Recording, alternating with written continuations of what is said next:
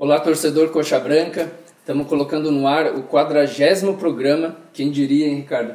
Conseguimos. Da TV Coxanautas. Estamos sobrevivendo, né? Estamos sobrevivendo. E hoje a gente vai falar sobre essa fase do Curitiba, as 4 derrotas seguidas que vem preocupando aí a torcida.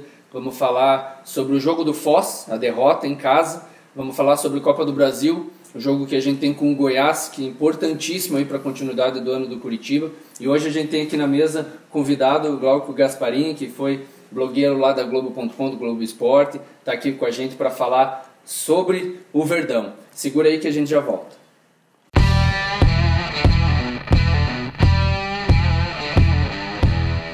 Estamos de volta e hoje vamos começar a falar sobre o jogo do Curitiba com o Foz, a derrota em casa que preocupou a torcida do Curitiba. Hoje aqui na mesa eu estou com o Ricardo Honório, como sempre, já na posição fixa dele, e o Glauco Gasparini, que é o nosso convidado de hoje. Glauco, seja bem-vindo, cara, obrigado por aceitar o nosso convite. Fique à vontade, vamos bater um papo aí sobre o nosso Verdão, que apesar da fase difícil, é a nossa paixão. Então, eu acompanho o Coxanautas há muito tempo, desde a época que ela era praticamente a única fonte de informação do clube, quando começaram lá vocês em meados do início de 2000 ali. Isso.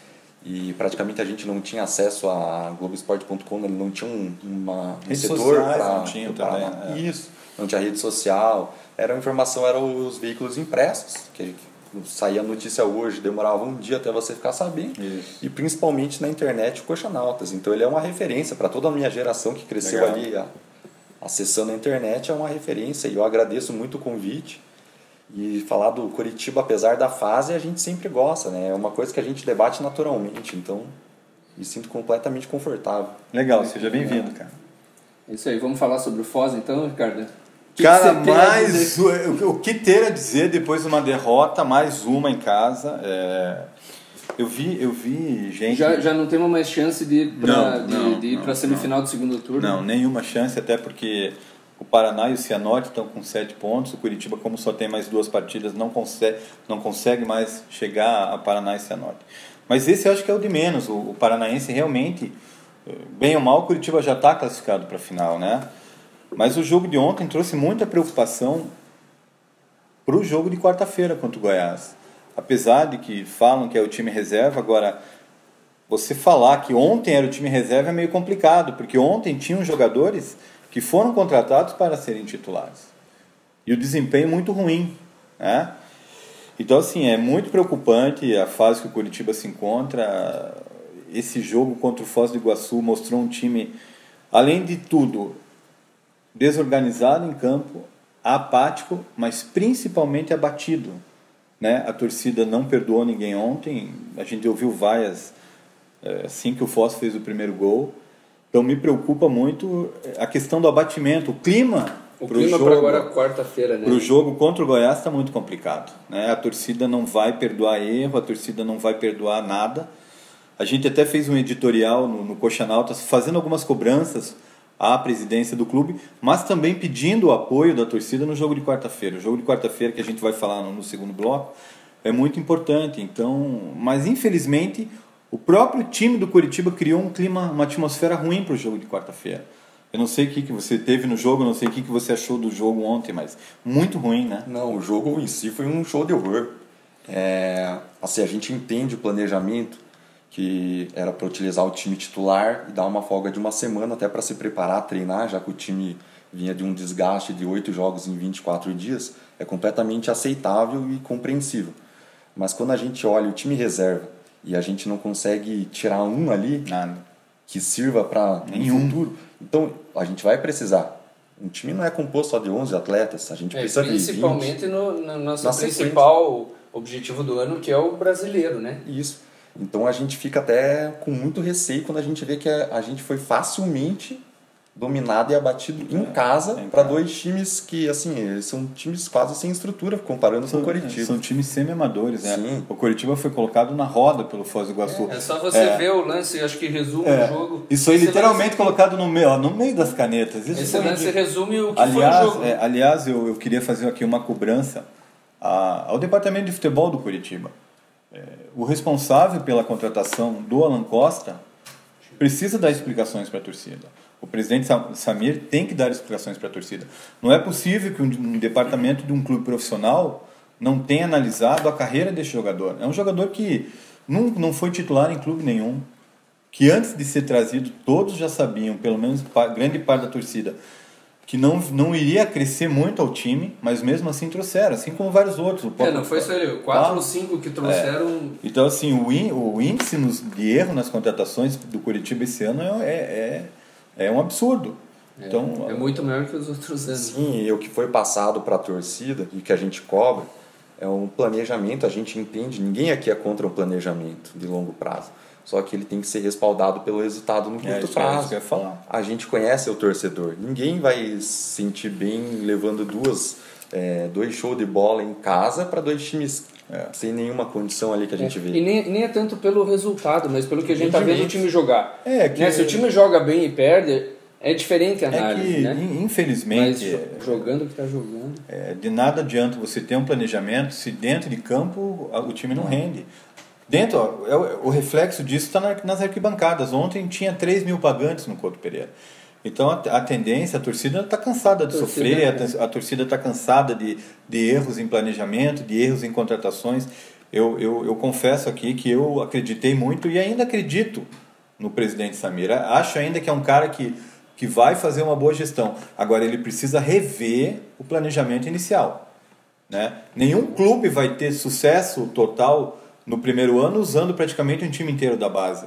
A base é para ser mesclada com jogadores experientes, né? O próprio René Simões falou para o René quando trabalhou no Flamengo, o Flamengo tinha 6 jogadores da base no time titular, porém tinha 5 jogadores experientes e bons de bola que comandavam essa garotada toda. O que a gente vê no Coritiba hoje são os piás comandando o time, né? Sim, a gente até entendeu e apoiou quando foi falado que a prioridade era a pesada da base. Sim. Mas a gente sabe que de 10 jogaram 13. Ontem o 13º estreou, que foi o menino Araújo.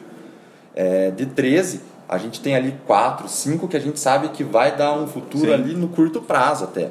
Só que é óbvio que não vai ser 100% de aproveitamento. Só que pode queimar os pés também, essa fase ruim, né? Se você coloca ali alguém que para jogar num time desorganizado e o pé ainda não está 100% maduro, pronto, ele vai sentir e não vai corresponder. E o que vai acontecer? Talvez ele se abale. E o que você estava comentando, eu concordo plenamente nas contratações pontuais. Ali que eu acho que é o ponto principal. Chave. O erro foi grave, né? Era para ser o respaldo da pesada. Dessas 6 contratações que a gente viu, pelo menos 3 ali, o Benítez, o Simeão e o Alan Costa, a gente já está vendo que a torcida não tem mais paciência. Os outros ainda, a gente não viu nada demais, mas a gente ainda, vamos dar um benefício da dúvida para eles. Mas eu acho que é muito difícil. O Pablo, por exemplo, um atacante tem 4 gols na carreira, tem 27 anos de idade. Por que traz, né? Você sabe que não vai ter futuro, não vai ajudar muito o Coritiba. A minha única esperança de todos esses que foram contratados é o argentino Alvarenga. Ontem mostrou um futebol razoável, deu um bom chute no gol, achei. Mas é o que está me mostrando o melhor futebol de todos os jogadores que foram contratados. Não deu tempo ainda, né? Mas ainda é muito cedo. A torcida pode... E aí eu discordo quando falam que é muito cedo para avaliar um Alan Costa. Eu acho que não. A carreira do jogador até agora já faz com que a gente avalie dessa forma, que não serve para o Coritiba. Só que o jogador está aí e ainda ganhou um contrato de 2 anos com o Coritiba, né? O mico está aí. Quem que vai pagar por esse prejuízo? Porque é um jogador que já se queimou com a torcida. Ele vai ter que fazer atuações muito seguras para recuperar a confiança na torcida. Então é muito erro já, sabe? E eles estão errando no que é principal para o Coritiba, que é o time de futebol. Carro-chefe, né? O Coxa é um time de futebol. E assim, eu sempre bato na tecla da Série B. A Série B vai precisar de elenco. A gente não tem mal os 11 hoje, quanto mais um elenco, que ali os 20 jogadores mais ou menos que possam, né, entre as substituições, lesões e trocas, manter o nível até o fim do ano, durante todo o campeonato. E se a gente não sobe para a Série A nesse ano, a parte financeira que está sendo economizada, vai tudo por água abaixo. Todo o planejamento vai por água abaixo.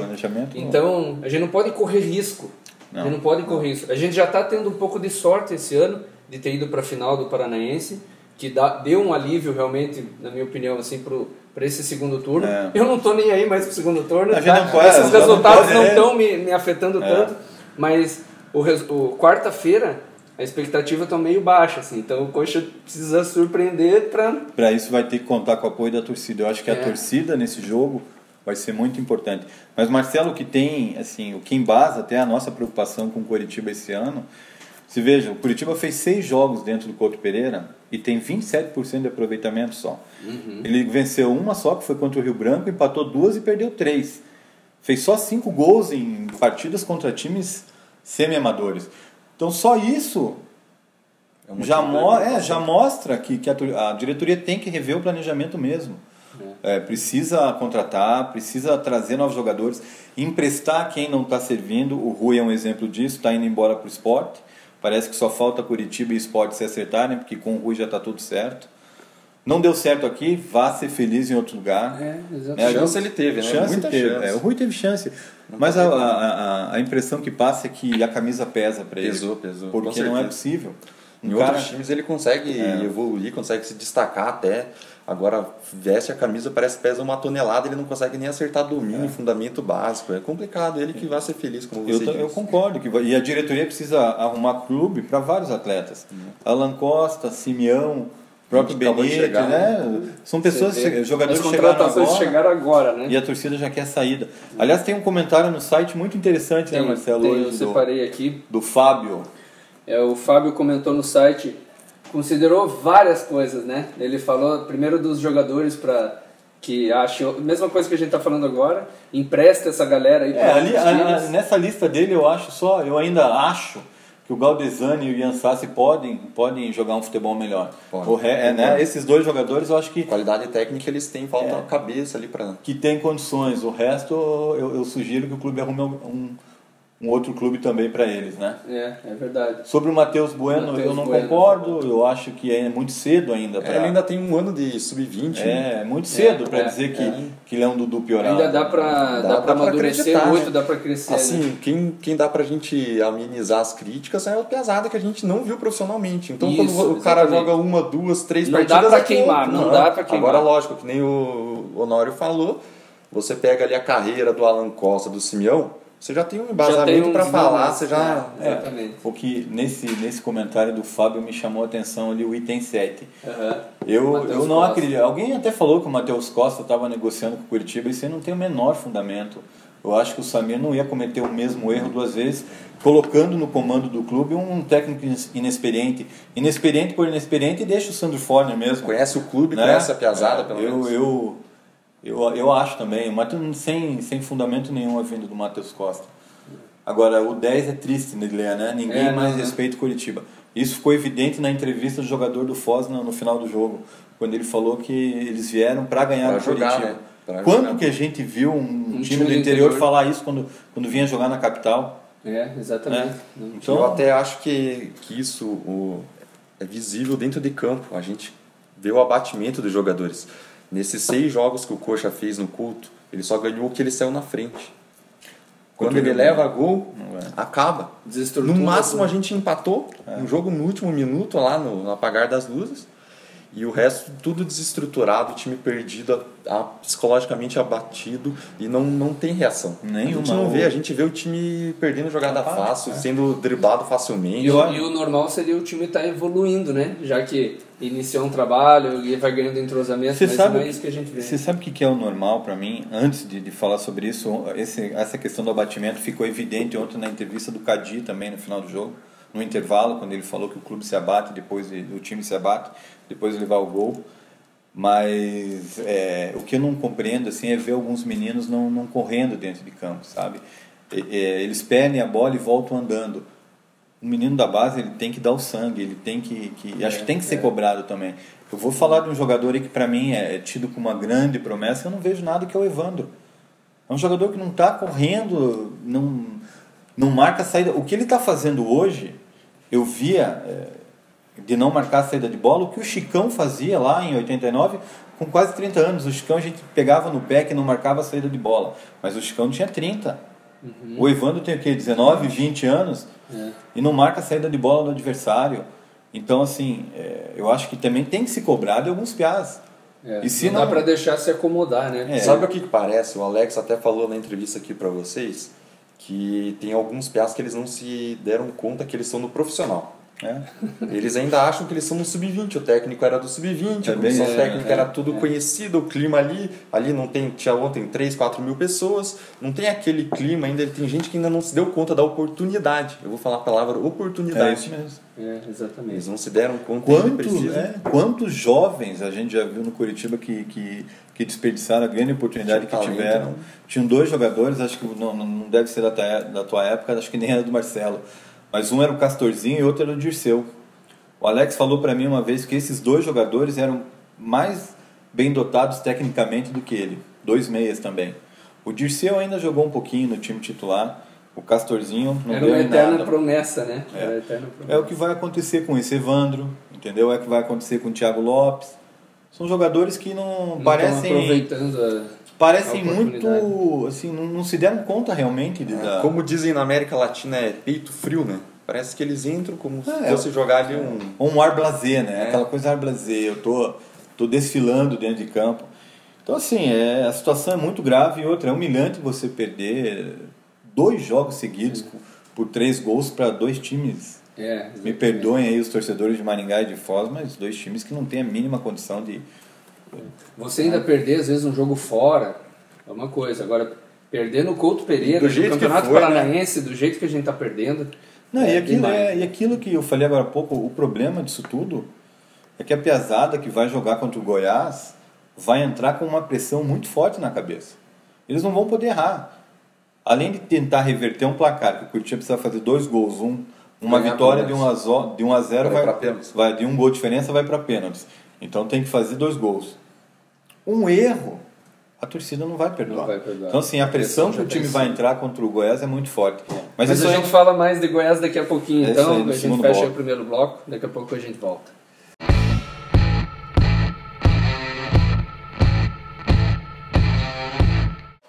Estamos de volta, falando sobre o Curitiba, sobre essa fase difícil que a gente está passando. E antes de falar do Goiás, vamos comentar um pouquinho do pós-jogo aí das entrevistas das coletivas o que o pessoal do clube tem falado, né, o treinador, diretor. Na entrevista do Sandro, que me chamou a atenção e me deixou muito preocupado é quando ele falou que o Curitiba está seguindo o planejamento, né? Ou seja, conseguiu ganhar o primeiro turno do Campeonato Brasileiro, tudo bem, do Paranaense, ótimo, está poupando os seus titulares para o segundo turno. Até aí eu não vejo problema nenhum. O que me causou assim, uma grande preocupação é quando ele falou que o planejamento da diretoria era passar pelos 2 primeiros adversários na Copa do Brasil. Para mim, que já viu o Curitiba ser campeão brasileiro, que já viu o Curitiba chegando a 2 finais de Copa do Brasil, que já viu bons jogadores passando pelo clube, você passar por Parnaíba e Uberlândia é obrigação. Não é nenhum mérito. Passar do jeito que a gente passou com as calças na mão, né? Não é nenhum mérito. Entendeu? E outra, o Goiás não é nenhum bicho-papão. Então, essa história de que a gente está no planejamento, que o nosso planejamento é passar, né, chegar na 3ª fase. Pelo amor de Deus. O Goiás é um adversário direto da Série B. Essa Série B que a gente se propõe a ganhar, né? Eu espero que ele tenha se expressado mal. Porque a gente sabe que tem um planejamento financeiro e planejamento do futebol. Às vezes eles entram em conflito. Né? O planejamento financeiro pode ser que se tivesse, sei lá, não, a gente só vai contar com o dinheiro de 2 fases, que é ali que nem você disse, é a obrigação, é o mínimo. É o mínimo, é o mínimo. Aí tudo bem, você não vai planejar o planejamento técnico, a gente está enfrentando um adversário que está no mesmo patamar, na melhor hipótese. Que a gente. Então a gente não pode... Sou mais ou menos como uma... Não vou dizer uma desculpa, mas assim... se acontecer... se acontecer... A gente foi mais longe do que imaginava. Não é assim. Né? Essa declaração do Sandro, para mim...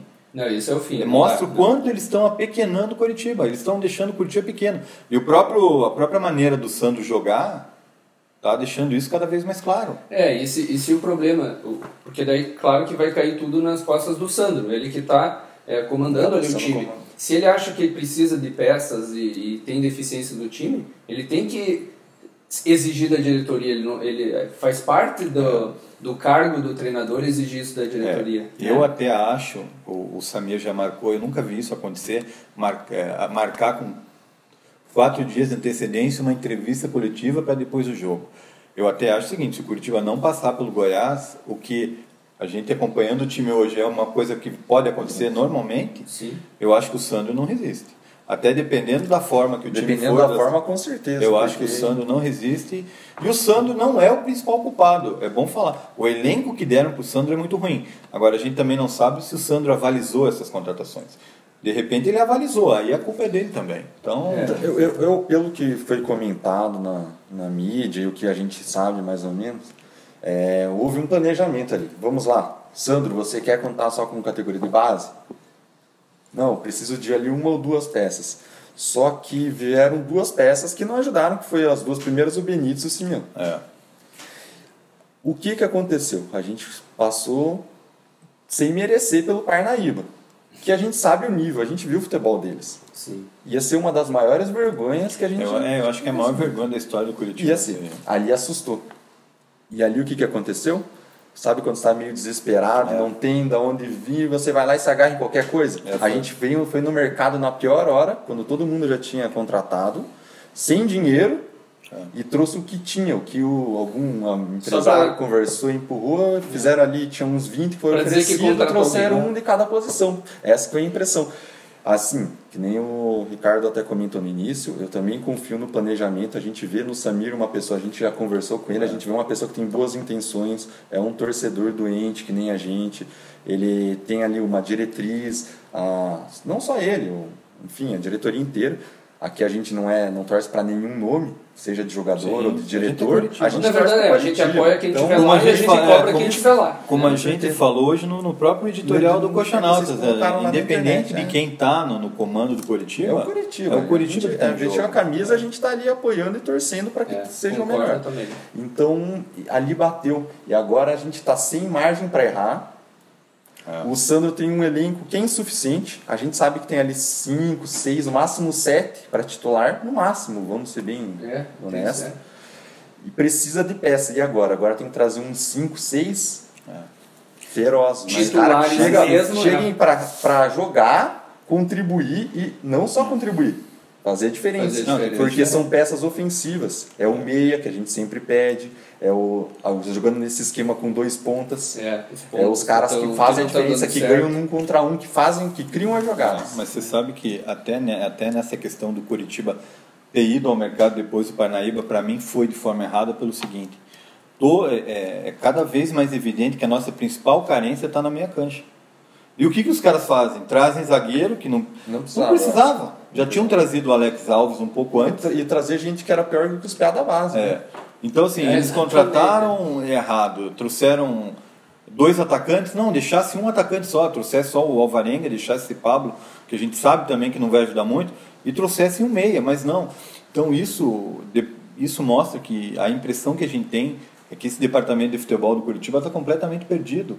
Ontem o Augusto, que a gente até então não tinha ouvido eu nem sabia ele falar, ele veio a público. E me chamou a atenção, assim, o fato dele, o Sandro é nosso técnico. Tudo bem, até aí nada de errado, porque o diretor de futebol tem que dar força. Agora, não, nós vamos trazer de 6 a 10 jogadores. Mas o que o Samir falou pra gente após eleito? Que a intenção não era inchar o elenco, que a intenção eram contratações pontuais. Se ele trouxer 10 jogadores agora, somando desde o início do ano, são 16 jogadores. Já é o pacotão que a gente já é um pacotão, exatamente, já é o pacotão. Esse o Augusto, o índice de acerto dele é menor do que o Pedroso, que a torcida abomina. Se vier assim, além da torcida reclamar com razão, aí vai perder todo... Aí vai ser tudo o foco do planejamento ali vai estar... O que não pode fazer é jogar nas costas dos meninos a responsabilidade de subir o time, porque eles não têm a maturidade suficiente ainda para aguentar isso. O jogador jovem geralmente se abate muito com vaias. E a torcida não vai poupar, a torcida do Curitiba não poupa. Eu estava pensando esses dias, eu vi a torcida vaiando, e eu mesmo. 2 laterais que hoje seriam craques desse time. O falecido Reginaldo Araújo O Araújo era... E o lateral esquerdo, Ricardinho. Lembro também. Que é muito Deu a bom volta por tecnicamente. cima, né? Quando voltou. Virou, até se naturalizou sueco quando jogava no Malmo. Eu acho que está nos Emirados Árabes agora. Mas eram 2 jogadores que a torcida pegava no pé. Eu que sou mais velho que vocês, tinha um cara, Márcio Batatinha, do final da década de 80, começo da década de 90. Nossa, mas eu odiava aquele cara. Ele era assim, pra mim, naquela época, o cara não tinha a menor condição de jogar no Coritiba.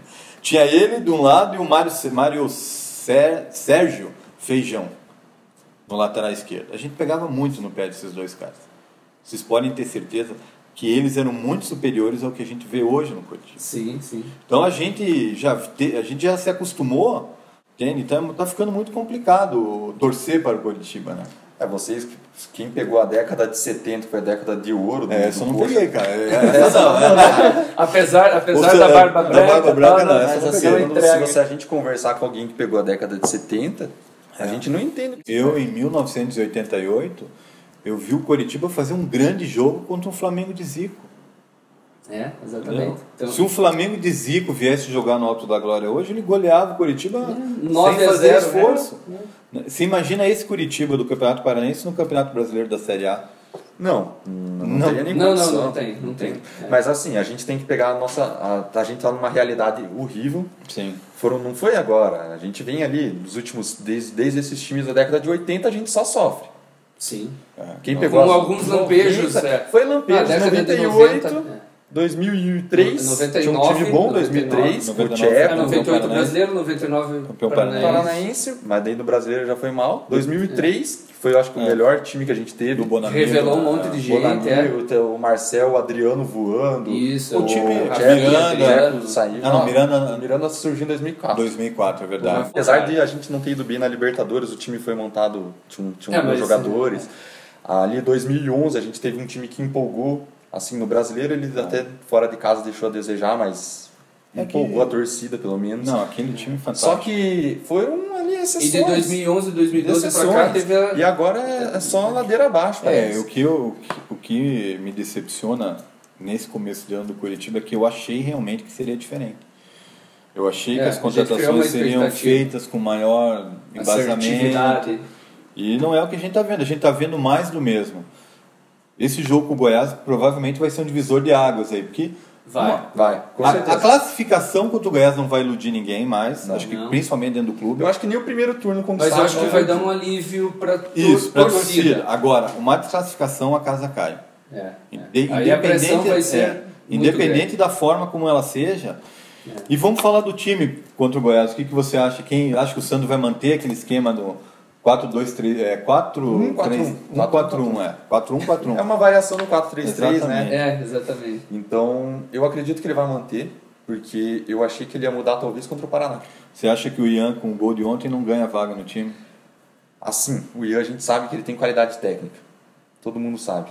Só que às vezes que ele entra em campo também, ele alterna, oscila muito. Ele oscila muito, isso é verdade. Ele entra num jogo, faz 15 minutos bom, de repente ele some. E, assim, ele é um cara, a gente até dá um desconto, mas a gente espera sempre um pouco a mais dele pela qualidade que ele aparenta ter. Então eu não acredito que ele ganhe a vaga. E eu queria que algum dos pontas ou dos meias tivesse se destacado nesse time reserva. Para ocupar a vaga do Iago ou do Guilherme Paredes, né? Mas não tem. Talvez o Alvarenga, talvez, né? Mas olha, a gente ainda pensa, a gente sabe que os que estão jogando não estão correspondendo. A gente tenta puxar ali um do reserva. A gente pode aqui, a gente fica pensando, o Cadi teve um momento bom, mas ontem ele fez uma partida ruim. Aí o Alvarenga, ele ganhou uma ali, foi para a linha de fundo, mas ele errou o cruzamento, daí você começa a pensar, e agora? Então, e a gente já está desconfiado com tudo, né? O que a gente tem que torcer por um lampejo do Iago, pelo oportunismo do Alexandro. Assim, o que eu torço muito, como eu falei ali no bloco anterior, quando o time sai atrás... Não consegue reverter. Aí, então a esperança que eu tenho é que o Coxa ali nos 15 minutos iniciais, ele fez isso contra o Maringá até ontem contra o Foz, ele dá aquele abafa inicial e ele cria uma ou duas chances. Até contra o Maringá ele perdeu umas 3 ou 4, até perdeu mais. Então a minha expectativa é que alguém ali seja iluminado na hora e acerte o pé ali, pelo menos uma jogada. Se a gente sair na frente, aí a gente já viu que teve jogos que a gente conseguiu administrar daquela estratégia de a gente joga reativamente, né, que é um linguajar moderno, que é o quê? Ficar atrás da linha da bola, marcando lá atrás, saindo em É jogar com um contra-ataque. time pequeno. O problema é que o Santos joga com 2 pontas abertos, que para mim não são mais pontas, né? São marcadores Como laterais. Né? Só que não tem quem lance. Não tem um meia com qualidade para... Com passe o que a gente viu, quem por foi baixo, jogar? né? O Júlio Rush até tem essa característica. Né? Um zagueiro, o outro às vezes acerta invertido.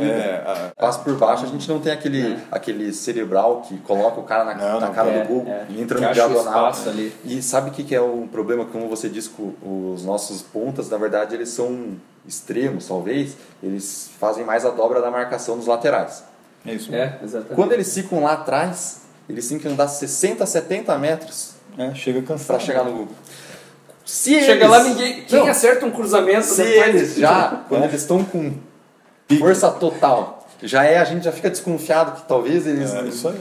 Imagina chegando. Então, eu vejo por esse aspecto que o Coxa tem que sair na frente.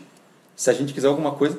É lógico, o futebol a gente já viu cada situação ali, gol espírita, gol por acaso, mas assim, conscientemente a gente sabe que se for para acontecer alguma coisa positiva tem que ser dessa forma, saindo na frente e administrando daí. Aí a torcida ela entende quando o time aí a torcida vem junto entende, a torcida empolga e a gente... Até porque o Goiás não é tudo aquilo também. O Goiás é um time fraquíssimo. A zaga deles... O Goiás hoje é do mesmo nível do Coritiba e até pior se a gente parar para pensar, tem um ataque fraco também.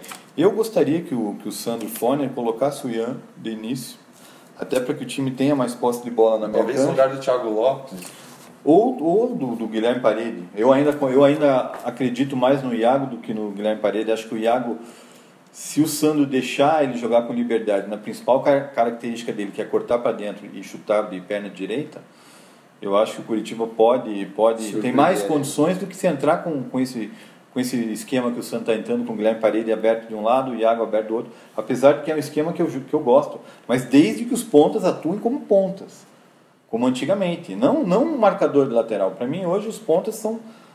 eu falei do Evandro no primeiro bloco, mas o Evandro também está sendo prejudicado por esse esquema. E o Alexandre chega pouco. O que dá para cobrar do atacante nesse caso é só que ele domine alguma bola, escore para alguém e cave e falta. A bola é estourada, ele cai porque a chance de tentar alguma coisa propriamente não tem. Por isso que às vezes você vê o Alexandre lá no campo de defesa buscando uma bola, porque acho que o cara fica tão sem paciência lá na frente. Para isso o Kleber é o melhor jogador, é o jogador que faz melhor essa função. Né? Só que a gente não sabe ainda. Eu acredito que em 2 semanas ele volta. Eu vi alguém falando que estão preparando ele para pelo menos ficar no banco contra o Goiás. Se tiver... Para jogar, para começar, não acredito. Talvez daqui a 2 semanas. Mas é isso aí, né? É isso aí. O resto da gente esgotando, vamos torcer. Glauco, obrigado pela tua presença, cara. Mais uma vez. Como a gente fala para todos aqui, as portas estão abertas. Exatamente. Quando quiser bater um papo com a gente, é só falar. Né? É o que eu mais gosto de fazer. Eu agradeço muito. Foi um prazer conversar sobre o Coritiba com vocês. Uma conversa de alto nível ali. Infelizmente o momento não é bom e a gente tem que criticar um pouco mais. Espero que numa próxima oportunidade eu possa vir mais, né? eu possa vir falar, comemorar, falar de algum jogador ali que esteja estourando, destaque. Que é isso que a gente quer e isso que a gente gosta, né? É isso aí. Valeu.